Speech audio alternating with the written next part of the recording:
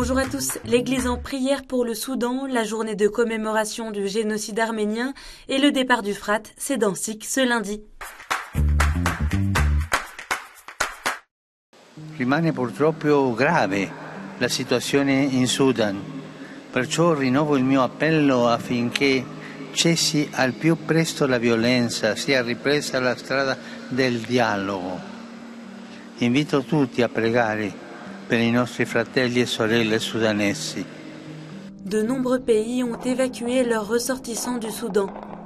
Depuis le 15 avril dernier, des combats meurtriers entre l'armée régulière et des groupes paramilitaires font rage au Soudan.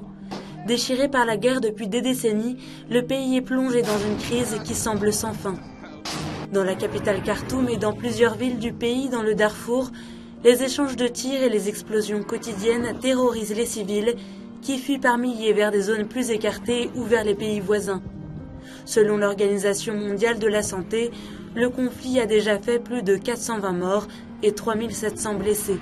Les communautés chrétiennes restent sur place pour soutenir la population qui souffre du manque de nourriture et d'électricité. C'est le cas du Père Franz, missionnaire combonien à Khartoum. Hier, il y avait une bombe qui était tombée dans une de nos communautés. Ça a détruit une de nos églises. Alors c'était un choc pour nous comme chrétiens et puis comme missionnaires qui vivons ces moments difficiles avec les gens. Nous comme missionnaires, nous sommes appelés à vivre ces moments surtout comme des témoins. Alors nous sommes là, nous allons quitter lorsque les gens vont quitter. Si les peuples ne quittent pas, si les citoyens soudanais ne quittent pas, nous serons là avec eux jusque pour les accompagner et de passer ces moments de témoignages chrétiens, de vivre ensemble cette situation terrifiante.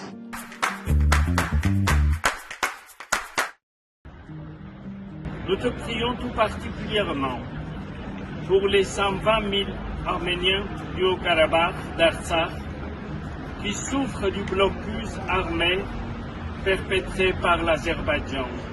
En Belgique, Solidarité Orient, association sœur de l'œuvre d'Orient, a lu une prière pour le peuple arménien.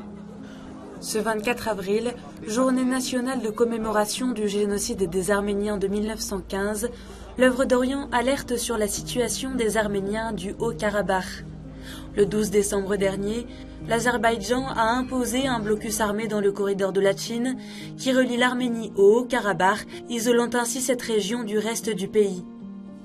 4 mois que plus de 100 000 Arméniens sont bloqués.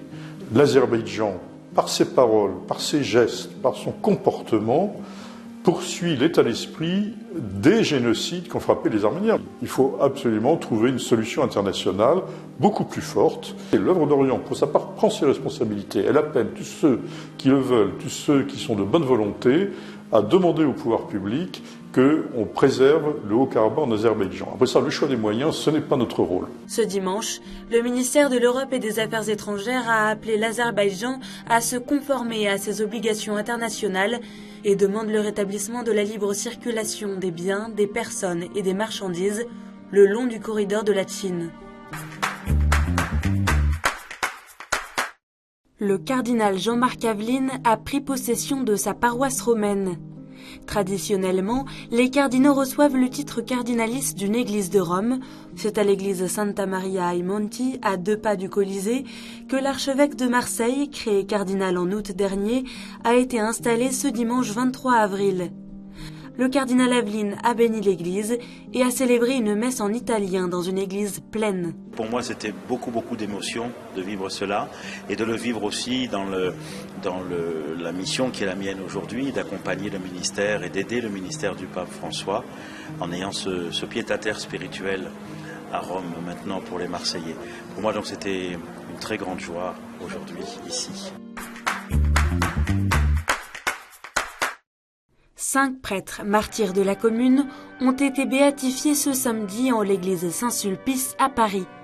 Henri Planchat, Ladislas Radig, Polycarpe Tuffier, Marcelin Rochouze et Frézal Tardieu ont été fusillés le 26 mai 1871 lors de la semaine sanglante à Paris. Leur martyre a été reconnu le 25 novembre 2021 par le pape François. La cérémonie a été présidée par le cardinal Marcelo Semeraro, préfet du Dicaster pour la cause des saints. l'autre grand chapitre de l'Évangile, qui est celui qui est écrit par tous ceux qui souffrent avec le Christ et nous sans la souffrance humaine à la souffrance salvifique. Et c'est là que nos bienheureux martyrs deviennent pour nous un exemple, un modèle. 2500 personnes ont assisté à la célébration de béatification. Parmi elles, des membres de leurs 2 ordres religieux venus du monde entier, les religieux de Saint-Vincent de Paul et les Picpuciens. Les nouveaux bienheureux seront fêtés désormais chaque année le 26 mai. Et c'est parti pour le FRAT 2023. Cap sur Lourdes pour des milliers de jeunes lycéens des diocèses d'Île-de-France qui se sont retrouvés à la gare Montparnasse de Paris ce dimanche soir pour une nouvelle édition de ce grand rassemblement. C'est le retour du FRAT à Lourdes après 5 ans en raison de la pandémie de Covid-19. Le pèlerinage a débuté ce lundi avec une célébration d'accueil et s'achèvera jeudi.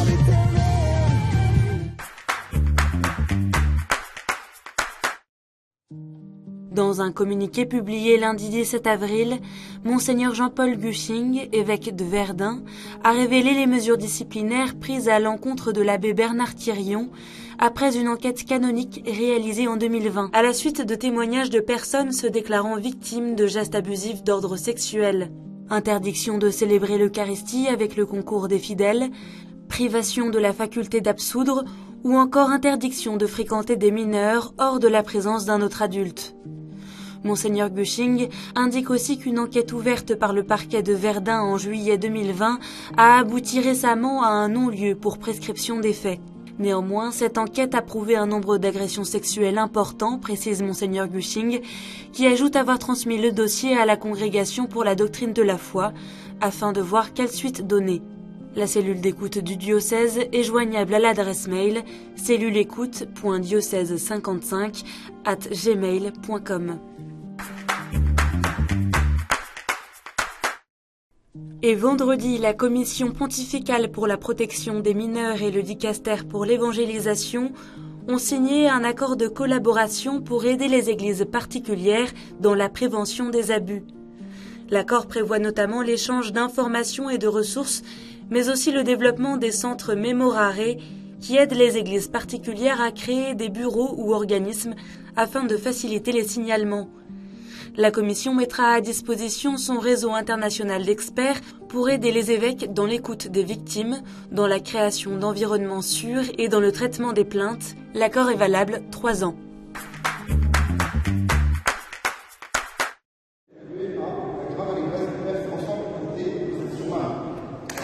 À l'occasion du Festival du Livre à Paris, le prix 2023 de la littérature religieuse a été remis ce samedi au père François Potet pour son livre « La grave allégresse, être prêtre aujourd'hui », dans lequel il partage ses réflexions sur la mission, les difficultés et les joies de la vie de prêtre.